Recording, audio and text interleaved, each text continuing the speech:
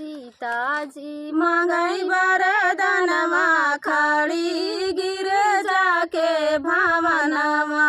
सीता जी मांगई वरदानवा खड़ी गिरजा के भवनवा। गिरिजा भवन गिरिजा के भवनवा। गिरिजा भवन गिरिजा के भवनवा। मांग रही विधि के विधानवा खड़ी गिरिजा के भवनवा। मांग रही विधि के विधानवा खड़ी गिरिजा के भवनवा। राजा दशरथ यश ससुर जी मांग रघुबर मांगई सजनवा खड़ी गिरिजा के भवनवा। रघुबर मांगई सजनवा खड़ी गिरिजा के भवनवा। सीता जी मांगई वरदानवा खड़ी गिरिजा के भवनवा।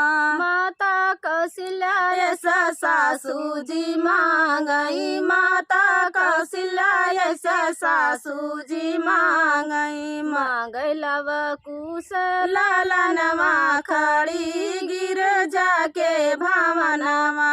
लव कुश जैसे ललनवा खड़ी गिरजा के भवनवा।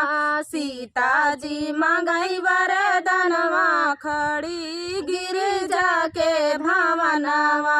सीता जी मांगई वरदानवा खड़ी गिरजा के भवनवा। भैया लखन ऐसन देवर जी मांगई। भैया लखन ऐसन देवर जी मांगई। मांगई सिया के कहनवा खड़ी गिरजा के भवनवा।